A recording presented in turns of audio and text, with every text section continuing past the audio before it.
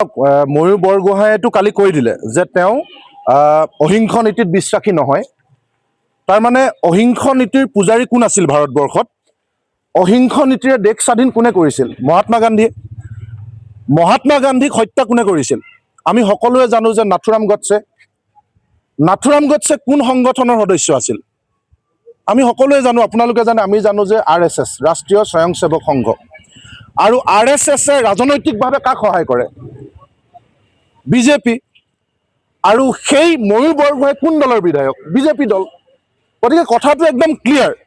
আৰু তেখেতলোকৰ যিটো নীতি, বহুতে খোকোজা কৰি থাকে, ক'ব নিবিচাৰে, কিন্তু তেওঁ যে মুকলিকে কৈ দিলে যে আমি পৃথিৱীৰ য'তে নহওক লাগিলে, মই য'ৰে বিধায়ক নহওঁ লাগিলে, আমাৰ নীতি খুব স্পষ্ট যে আমি অহিংস নীতিত বিশ্বাস নকৰোঁ, হিংসা নীতিতহে বিশ্বাস কৰোঁ। গতিকে মই এক প্ৰকাৰে তেখেতক ধন্যবাদ দিছোঁ।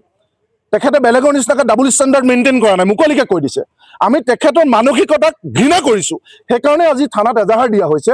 কিন্তু তেওঁ মুকলিকে কৈ দিছে তেওঁলোকৰ সেইটোৱে তাৰমানে নীতি। আৰু সেইটো যদি অসম বিজেপিৰ, অসম প্ৰদেশ বিজেপিৰ নীতি নহয়, কালিৰ পৰা ইমান ৰাজহুৱাকৈ সংবাদ মাধ্যমত প্ৰচাৰ হোৱাৰ পিছত বিজেপি দলটোৰ এগৰাকী সভাপতি আছে, এজন মুখ্যমন্ত্ৰী আছে, ইমান বিয়াগুম নেতা আছে, প্ৰভাৰী আছে, তেওঁলোকেতো ক'তো কোৱা নাই যে এইটো তেখেতৰ ময়ূৰ বৰগোহাঁইৰ ব্যক্তিগত মন্তব্য। তেওঁলোকে ক'তো কোৱা নাই যে এই মন্তব্যৰ সৈতে আমাৰ ৰাজ্যিক বিজেপিৰ কোনো সম্পৰ্ক নাই। তাৰমানে মুকলিকে তেওঁলোকে কৈ দিছে যে অসমত আৰু লগতে অসমীয়া জাতি গঠন প্ৰক্ৰিয়াৰ বৰগড় শিৱসাগৰ মজিয়াত শিৱদৌলৰ কাষত থিয় হৈ কৈ দিছে যে আমি অহিংস নীতিত বিশ্বাস নকৰোঁ, আমি হিংসা নীতিত বিশ্বাস কৰোঁ, আমি প্ৰত্যাক্ৰমণ কৰিম। ঠিক আছে, কোনোবাই যদি ভুল কৰিছে, কিবা কৈছিল, তেতিয়াহ'লে আপুনি এগৰাকী বিধায়ক, আপুনি ৰাজ্যপালৰ সন্মুখত সংবিধান চুই শপত খাইছিল যে মই সংবিধান মানি চলিম। সংবিধানত ক'ৰবাত লিখা আছে নেকি যে অহিংসা নীতিৰে চলিম? আমি এই এজাহাৰেই নহয়, আমি ইয়াৰ প্ৰতিলিপি এখন মেমৰেণ্ডাম অধ্যক্ষ মহোদয়লৈ দিম বিধানসভাৰ, আৰু ৰাজ্যপাল মহোদয়লৈ দিম। আপোনাৰ সন্মুখত শপত লোৱা এজন জনপ্ৰতিনিধিয়ে মুকলিকে কৈছে যে আমি অহিংস নীতিত বিশ্বাস নকৰোঁ। গতিকে ইমিডিয়েট কিয় তেখেতৰ বিধায়ক পদ খাৰিজ নকৰিব? কিয় তেখেতৰ ওপৰত ব্যৱস্থা গ্ৰহণ নকৰিব? সেই কথা আমাক লাগিব। আমি সেইকাৰণে আমি অধ্যক্ষ মহোদয়লৈ দিম। আৰু ইয়াৰ আগতে আৰু এটা চাব, কেইদিনমান আগতে তেখেতে আৰু এটা কথা কৈছিল, এগৰাকী বিধায়ক হিচাপে তেখেতে তেনেকৈ ক'ব পাৰে নেকি যে মই সকলো জানো কোন কোন কয়লা চিণ্ডিকেটৰ লগত জড়িত হৈ আছে? কাৰ কয়লা চিণ্ডিকেট, শিলৰ চিণ্ডিকেটৰ কাৰণে 4খন জিলাত মহাপ্ৰলয় হ'ল মই সকলো জানো, কিন্তু সময়ত মই দৰকাৰ হ'লে কম বুলি কৈছে। তাৰমানে এটা ক্ৰাইম লুকুৱাব পাৰে নেকি?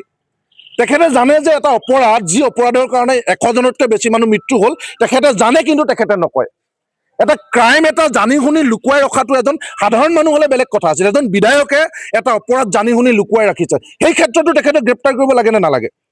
আৰু মুকলিকে যেতিয়া কৈছে মই হিংসা কৰিম, মানুহক ইয়াৰ প্ৰত্যাক্ৰমণ হ'ব, তেতিয়াহ'লে তেওঁক কিয় গ্ৰেপ্তাৰ নকৰিব? সেই কথাটো অধ্যক্ষ মহোদয়ে আমাক বিধানসভাত জনাব লাগিব যে এজন বিধায়ক হৈ থকাৰ যোগ্যতা আছে নেকি।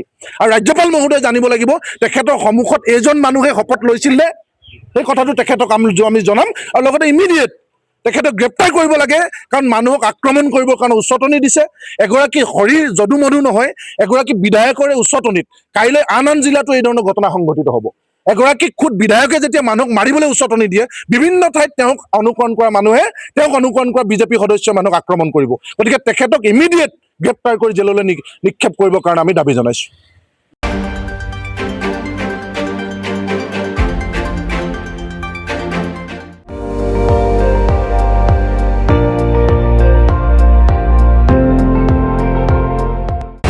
আপুনি চাই আছে ND24, সৰ্বশ্ৰেষ্ঠ নহয়, সৰ্বোত্তমৰ দৌৰা।